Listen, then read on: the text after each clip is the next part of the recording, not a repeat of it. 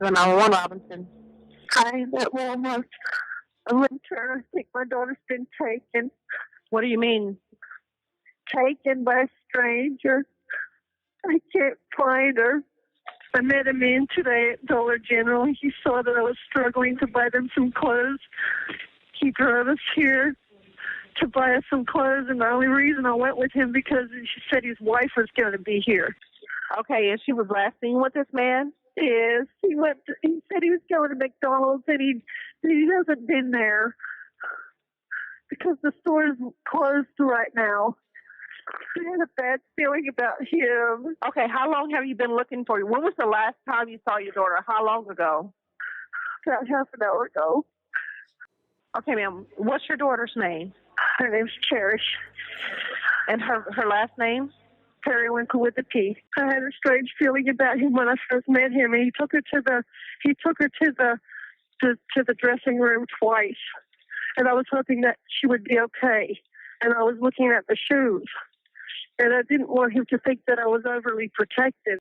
I had a bad feeling. I thought, well, I feel like pinching myself because this is too good to be true. He was giving my 8-year-old too much attention. He wanted her to buy these really tall shoes that were women's shoes, and I told him no. I don't want him to kill her. I should have told him no. An 8-year-old girl walked out of a crowded Walmart beside a stranger, and before her mother understood what was happening, they had disappeared into the night. On June 21st, 2013, Rain Perrywinkle was shopping in Jacksonville, Florida, with her 3 young daughters. Money was tight. She was trying to find affordable clothes for the girls, including a new dress for her 8-year-old daughter, Cherish, who was supposed to fly to California the following morning to visit her father. Then a stranger appeared. He said his name was Donald. He said he understood how difficult it could be to raise children. He said his wife had a Walmart gift card and that they wanted to help the family buy clothes. It sounded generous. It happened in public. And for several hours, inside stores filled with customers, employees, bright lights, and security cameras, the situation did not look like an abduction. But at 10:44 that night, surveillance footage recorded Donald James Smith leading Cherish through the Walmart's front doors and toward his white van. Cherish did not scream. She did not appear to understand that she was in danger. She followed him because she believed they were going to get food, and because Donald Smith had spent the entire evening making himself look safe. By the time Rain discovered the McDonald's was already closed and realized that both Smith and her daughter were gone, the clock was already working against Cherish. Stay with me, because this case is not only about the murder of a child. It is about how an experienced predator recognized a vulnerable family, how he created a false story of generosity, how he manufactured trust in one public place after another, how cameras documented almost every stage of his plan without anyone realizing what they were seeing, and how a registered offender with decades of warning signs was free to approach 3 young girls. Years later, a jury would need only minutes to reach a verdict. But even the harshest sentence could not answer the question that still haunts Cherish's family. How was someone so dangerous allowed to reach her at all? Before Cherish became the little girl seen walking beside Donald Smith in the Walmart surveillance footage, she was a daughter, a sister, a child who loved drawing animals, playing teacher with her younger sisters, and riding the bicycle she had only recently learned to use. Her full name was Cherish Lily Perrywinkle. She was born on Christmas Eve in 2004. Her mother often said that Cherish was the most beautiful Christmas present life had ever given her. Cherish's parents, Rain Perrywinkle and Billy Giroux, had separated. Their family history involved distance, complicated relationships, and years of custody disputes. Cherish had an older sister who lived elsewhere, and 2 younger sisters, Destiny and Nevaeh, who were with her on the final night of her life. Everyone who knew Cherish seemed to describe the same child: sweet, polite, funny, affectionate. Her father said she represented pure love. She enjoyed the outdoors and wanted to keep riding her bicycle long after the other children were ready to stop. She drew pictures of animals, She liked pretending to teach her sisters. She had an entire personality, an entire family, and an entire future that existed long before the world learned her name through a criminal case. On June 21, 2013, Cherish was excited about something simple: a new dress. She was scheduled to travel the following morning to visit her father in California. Rain wanted to send her with something new, but the family was struggling financially. That evening, Rain took Cherish, Destiny, and Neve to a Dollar General store in Jacksonville. While searching through clothes, Rain spoke with an employee about money. She explained that she could not afford everything the girls needed. She had no idea that another customer was listening. Donald James Smith was 56 years old. He stood near the front of the store and watched the family. He saw a mother trying to manage 3 children. He heard that she was struggling, and he recognized exactly what he could offer to make himself useful. When Rain and the girls left the Dollar General, Smith approached them. He told Rain that she looked like she had her hands full. He said that he also understood what it was like to care for children. Then he offered help. Smith claimed his wife had a Walmart gift card worth approximately $150. He said they wanted to use the money to buy clothes for Rain's daughters. His wife, he promised, would meet them at Walmart. Rain hesitated.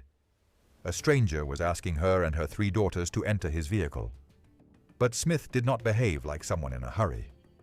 He remained calm. He spoke as though he understood her circumstances. He presented himself as an older family man, offering assistance to a mother who needed it. He did not need Rain to trust him completely. He only needed her to trust the situation enough to take one more step. Rain and the girls entered his older white Dodge van. The vehicle had curtains covering some of its windows.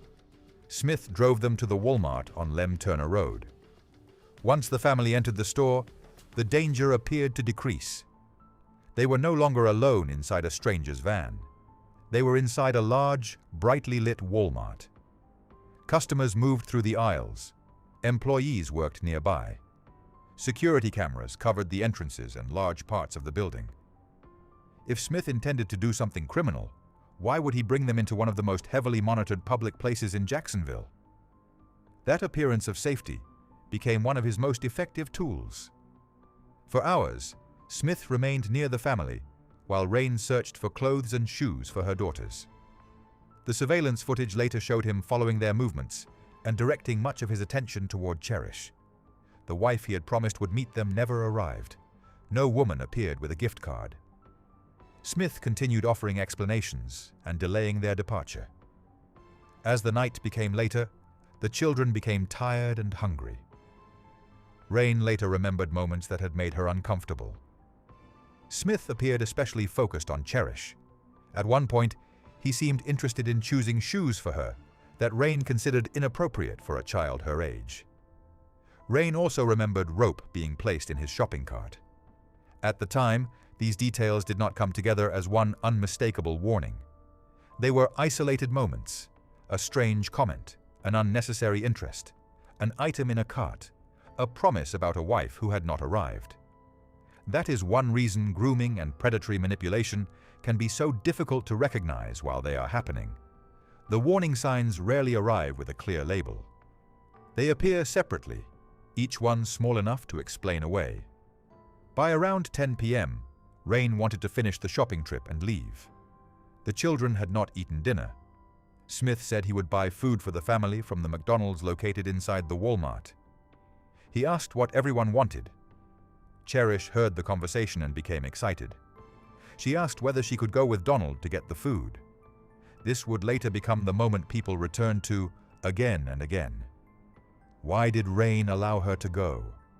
Why did she trust him? Why did she not recognize that something was wrong? But the decision did not happen in the way it is sometimes imagined afterward. Rain did not knowingly send her daughter to an isolated location with an unknown man. She believed Cherish was walking a short distance through the same public store where they had all been shopping for hours. The restaurant was supposed to be inside Walmart. There were cameras, employees, customers. Smith had spent much of the evening beside them without openly threatening anyone. Rain agreed. Cherish followed Smith toward the front of the store. Rain continued shopping with Destiny and Neve. A few minutes passed, then more time passed. Rain began searching for Cherish. She went toward the McDonald's. It was closed. She walked through the aisles and called her daughter's name. There was no response. Donald was gone too. Then the public address system announced that the Walmart would soon close. The truth hit Rain all at once. Smith had never taken Cherish to buy food. He had taken her out of the store. Rain began running through the aisles, calling for help. Her own phone was not working properly. She asked employees to contact the police. She tried to explain that this was not a child hiding in another department or wandering away from a parent. An adult man had left with her. Eventually, she was given access to a phone and called 911. Her voice carried panic, confusion, and the desperate effort to describe someone she had known for only a few hours. She told the dispatcher about meeting him at Dollar General, the promise to buy clothing, the wife who was supposed to appear, the van, the McDonald's, the moment Cherish walked away. Rain described an older man with gray hair and a white van with curtains. She could not remember the license plate. She could not recall every detail of his clothing. She had spent the evening watching 3 children trying to shop and attempting to understand whether a stranger's offer of help was genuine. Now every detail she had failed to memorize felt critical. Police arrived and began investigating Cherish's disappearance. But this was not an ordinary missing child situation. Cherish was 8 years old. She had left with an adult her mother barely knew. The reason he gave for taking her had been false, and the Walmart cameras could show where they had gone. Investigators began reviewing footage from both the Walmart and the Dollar General. What they saw changed the nature of the investigation. Smith had not simply crossed paths with the family for a moment. He had watched them, stayed close, followed their movements. The cameras recorded him leading Cherish toward the entrance, then through the front doors, then toward his van. At 10:44 p.m., the vehicle drove away. Those became the last known images of Cherish alive. The footage was disturbing precisely because it looked calm. Cherish was not visibly fighting. Smith was not running. To customers passing nearby, they could have appeared to be relatives, a grandfather and granddaughter, an uncle taking a child to a car. The crime depended on that appearance. Smith did not need to physically overpower Cherish inside Walmart. He had already used her mother's trust to make the child cooperate. Now investigators needed to identify him. The surveillance images were distributed among law enforcement personnel. The white van and the man in the footage were connected to Donald James Smith. And once investigators saw his name, the level of urgency changed. Smith was not an unknown first-time offender. He was a registered sex offender with a criminal history involving young people that extended across decades. There were cases dating back to the 1970s. He had previously attempted to lure minors toward vehicles. In another case, he had pretended to hold a position connected to child welfare in order to gain access to a family. His past showed that he understood how to use false authority, apparent kindness, and manufactured familiarity to approach children.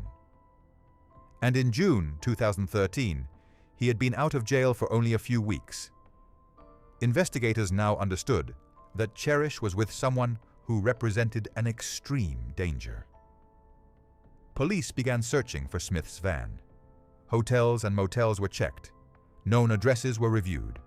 Officers visited locations connected to registered offenders. Aircraft and specialized child abduction personnel became involved. An Amber Alert was eventually activated, but only after several important hours had passed. That delay later became one of the painful, unresolved questions surrounding the case.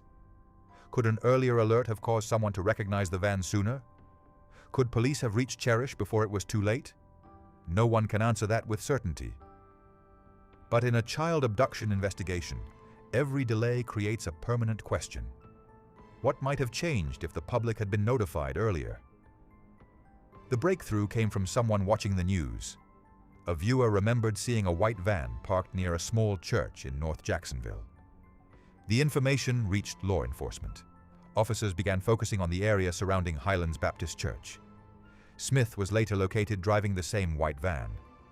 When officers stopped him, he was wet. Items the Perrywinkle family had acquired during the shopping trip remained inside the vehicle. Cherish was not with him.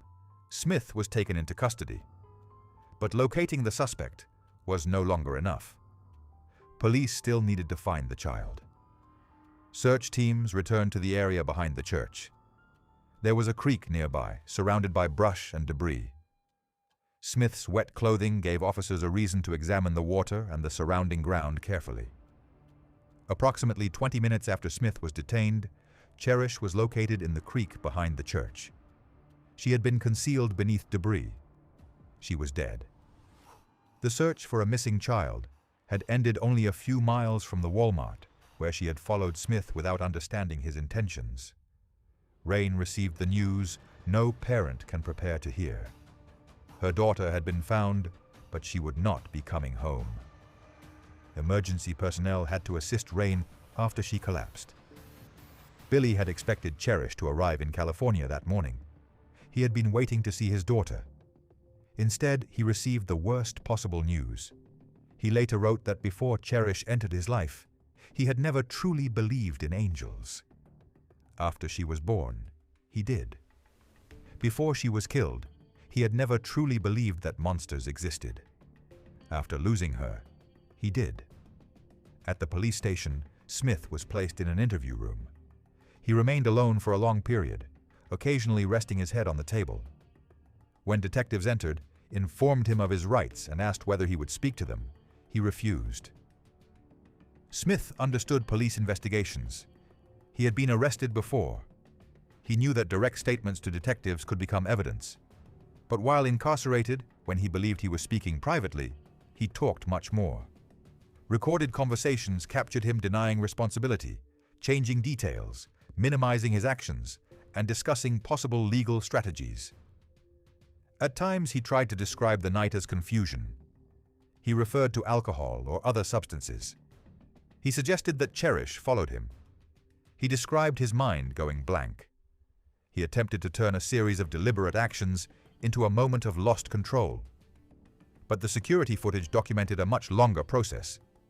He heard Rain discussing money. He approached the family. He invented a wife. He invented a gift card. He transported them to Walmart. He remained with them for hours. He waited until late at night. He used food as the final reason to separate Cherish from her mother. Then he led the girl directly out of the building. The evidence did not support a misunderstanding. It supported planning. Forensic evidence also linked Smith directly to the violent attack against Cherish. The medical examination confirmed that she had been subjected to serious abuse before being killed by strangulation. The courtroom presentation avoided any uncertainty about the central facts, but the details were emotionally difficult even for experienced professionals. The medical examiner who testified at trial became overwhelmed and needed a brief break before continuing. Jurors also struggled with the evidence. The reaction did not come from sensationalism. It came from the reality that the victim was an 8-year-old child. Smith's DNA linked him directly to the crime. The surveillance footage showed him taking Cherish.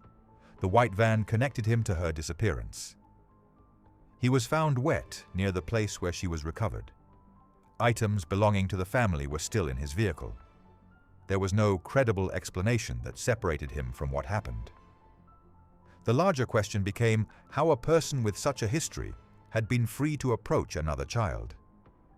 Florida has a civil commitment process intended for a limited group of offenders considered at exceptionally high risk of committing further sexual violence. Under that process, a person can sometimes remain confined for treatment after completing a prison sentence if legal standards establish that the person continues to represent an extreme danger. Smith had previously passed through systems designed to assess precisely that kind of risk. Yet he returned to the community. Years after Cherish's death, a forensic psychologist reviewing an earlier state evaluation of Smith described that evaluation as a serious mistake and argued that the crime could have been prevented. That does not remove responsibility from Smith. Donald Smith alone chose to approach the Perrywinkle family. He created the deception. He abducted Cherish. He committed the crime. But the criticism exposed something the case made impossible to ignore. The danger was already documented. There were previous victims, previous arrests, previous convictions, repeated behavior directed toward young people. Experts and agencies had encountered Smith again and again. And still, he was free on June 21, 2013. After Cherish's murder, lawmakers and officials faced new questions about how high-risk offenders were evaluated, monitored, and released. Those questions were necessary, but they came after the worst had already happened. The effect on Cherish's family was enormous. Hundreds of people attended her funeral. Nearly 2,000 people reportedly signed the guest book during the memorial services. Strangers brought food, cards, flowers, and financial assistance. Jacksonville mourned a child most residents had never personally met. But public sympathy toward Rain was mixed with judgment. Some people supported her, others blamed her. They asked why she entered Smith's van, why she stayed inside Walmart for so long, why she allowed Cherish to follow him, why she ignored the uncomfortable feeling she later described. Those questions followed Rain for years, but they can also shift focus away from how deliberately Smith constructed the situation. Rain made decisions she would regret for the rest of her life. She trusted a stranger. She allowed her daughter to walk with him. She recognized some of the warning signs only in hindsight, but Smith created every important deception. He chose a mother who was financially vulnerable. He invented the wife. He invented the gift card. He controlled the movement from one store to another. He prolonged the shopping trip. He made himself appear useful and trustworthy. And he took Cherish. A predator's success often depends on making other people believe that they should have known better. That redirects attention from his planning toward their shame. Smith did not encounter Cherish alone by chance. He built a situation that allowed him to separate her from the adults responsible for her safety. In the weeks after Cherish's death, Florida Child Protection authorities temporarily removed Destiny and Neve from Rain's care. That created another painful chapter for the family. Rain had lost Cherish. Then she lost daily contact with the two younger daughters who had been beside her during the shopping trip. Visitation became supervised. Relatives and other adults pursued custody. The girls were eventually placed with family members in Australia. The events of one night altered every branch of the family. Rain later said she struggled to find stable employment because people recognized her name. She lived under public criticism and private guilt. No verdict could restore what had been taken from her. Smith remained in custody while the criminal case moved slowly toward trial. The enormous media coverage created concerns about jury selection. His attorneys requested that the trial be moved away from Duval County, arguing that potential jurors in Jacksonville had already been exposed to years of reporting. The court used detailed questionnaires and individual interviews to evaluate jurors' knowledge and opinions. Approximately 300 prospective jurors completed questionnaires. A jury was eventually selected in Jacksonville. The trial began in February 2018, nearly 5 years after Cherish was killed. The prosecution presented the case as a calculated act committed by a repeat offender who recognized vulnerability and exploited it. The first major witness was Rain Perrywinkle. She described the Dollar General, the offer of help, the white van, the Walmart, the wife who never appeared, the promise of food, the final moment Cherish followed Smith away, and the realization that her daughter was gone. The defense initially appeared prepared to criticize Rain's decisions, but Smith instructed his attorneys not to cross-examine her. Rain left the witness stand without the defense challenging her account. Other witnesses reconstructed the investigation. Police described the surveillance footage, the public tip, the van, Smith's detention, his wet clothing, the search behind the church. Then came the forensic testimony. The evidence was presented in clinical language, but the emotional impact remained powerful. The medical examiner explained that Cherish had suffered severe abuse and had been strangled. At one point, the testimony became so difficult that the medical examiner requested a brief recess. The defense asked for a mistrial, arguing that the interruption could influence the jurors emotionally. The request was denied. The prosecution did not need to use unnecessary detail to establish the case. The essential facts were already overwhelming. Smith had targeted the family. He had removed Cherish from Walmart. His van transported her. The physical evidence tied him directly to the crime, and he was located near the place where she was found. The defense called no witnesses during the guilt phase. It then made the unusual decision not to deliver a closing argument. The prosecution summarized its evidence without a competing final narrative from the defense. The jury began deliberating. 19 minutes later, it returned. Guilty of kidnapping. Guilty of sexual battery of a child under 12. Guilty of first-degree murder. The jury found him guilty under both the premeditated murder theory and the felony murder theory connected to the kidnapping and sexual offense. There was no prolonged disagreement, no request to examine hours of additional evidence, no visible uncertainty. 19 minutes. The case then entered the penalty phase. The issue was no longer whether Smith committed the crimes. The question was whether he would receive life imprisonment or a death sentence. The defense presented testimony about his childhood, mental health, neurological claims, family background, and possible psychological disorders. The prosecution presented evidence of Smith's previous conduct, including testimony from a woman he had targeted when she was 13 years old. Her survival showed that the attack on Cherish had not appeared without warning. The pattern had existed for decades. The jury weighed the aggravating and mitigating circumstances. It unanimously recommended the death penalty. Circuit Judge Mallory Cooper accepted the recommendation and formally sentenced Donald James Smith to death in May 2018. The sentence created legal accountability. It did not restore anything. Billy still had no daughter arriving at the airport. Rain still had to live with the memory of Cherish walking toward the front of Walmart. Destiny and Nevi still had to grow up knowing that they had been beside their sister shortly before she vanished. After sentencing, Smith continued challenging the verdict and punishment. His direct appeal reached the Florida Supreme Court. His attorneys argued that the intense local publicity had made a fair Jacksonville trial impossible. They challenged aspects of jury selection, trial evidence, prosecutorial statements, and the medical examiner's emotional interruption. In April 2021, the Florida Supreme Court unanimously affirmed both the convictions and the death sentence. The court described the evidence of guilt as overwhelming. Smith then asked the United States Supreme Court to review the case. In January 2022, the court declined to hear the appeal. That did not end the legal process. Death penalty cases often continue through lengthy post-conviction litigation. Smith's newer attorneys argued that his original legal representation had been constitutionally ineffective. They challenged decisions made during jury selection. They claimed a potentially biased juror should have been removed. They questioned the choice not to cross-examine Rain.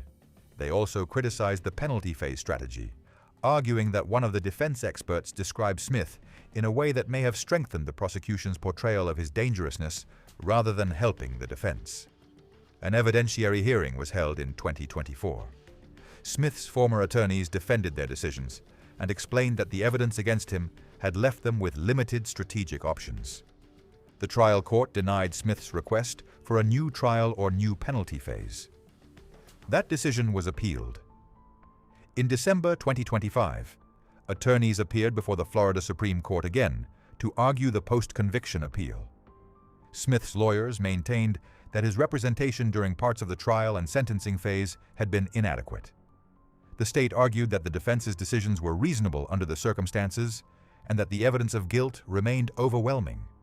As of June 2026, Smith's convictions and death sentence remain in effect while the post-conviction process continues.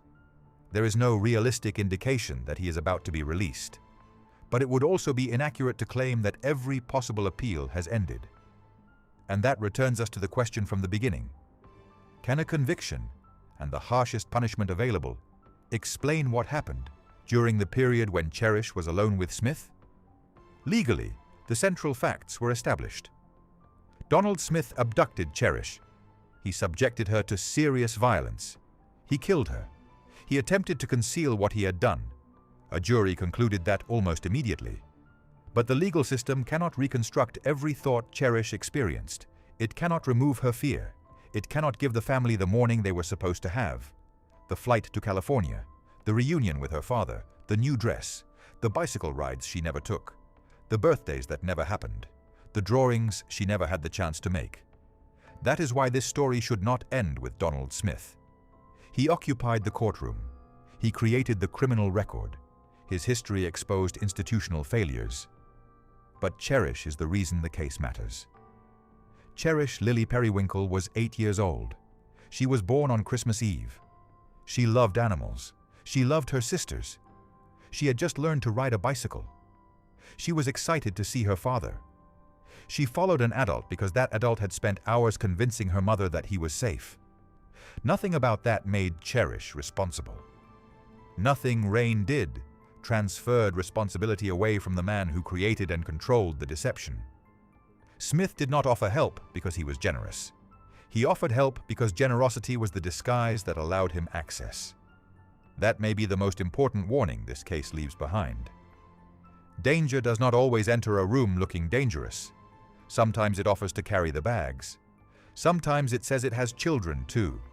Sometimes it promises clothes, food, or money. Sometimes it remains patient for hours because patience creates the appearance of safety. And sometimes a crowded public building filled with cameras records the beginning of a crime while everyone nearby assumes the people involved belong together. The Walmart footage remains disturbing, not because Smith appears visibly violent. It is disturbing because he does not. He walks normally. Cherish walks beside him. Customers continue shopping. Employees continue working. The automatic doors open. The van leaves. And a child disappears from a public building without anyone realizing that they have just witnessed the beginning of a tragedy. The sentence against Donald Smith remains in effect. The appeals continue. But justice for Cherish cannot be measured only by what ultimately happens to him. It must also be measured by what people learn from the way he operated. Listen when a child says an adult makes her uncomfortable. Do not allow apparent generosity to erase basic safety boundaries. A public place is not a guarantee of safety. A person who spends hours gaining trust may be more dangerous, not less. And when a young child leaves with an unfamiliar adult under false circumstances, every minute must be treated as critical. Cherish should have had more than 8 years. She should have returned home. She should have boarded that plane. She should have grown up beside her sisters. She should have become more than a name connected to one of Jacksonville's most devastating criminal cases. The court system can punish the person who took that future. It cannot return it. So when you remember this case, do not remember only the white van. Do not remember only the Walmart footage. Do not remember only the courtroom or the death sentence. Remember the child before any of those things happened. The little girl on the bicycle, the sister playing teacher, the daughter who was supposed to be a Christmas gift for an entire lifetime. Her name was Cherish Lily Perrywinkle, and she deserved to come home. Do you believe Donald Smith's documented history should have kept him permanently confined before he ever encountered Cherish? And do you believe an earlier Amber Alert could have changed the outcome? Whatever your answer, keep the focus where it belongs, on Cherish, not on the man who took her future, on the life she should have been allowed to live. Thank you to everyone who watched this video. We truly hope this story mattered to you. And if you'd like to support the channel and help us continue creating content, please like the video, leave a comment, share it, and subscribe to the channel. Your support really makes a difference, and we genuinely appreciate every person who helps keep these stories from being forgotten.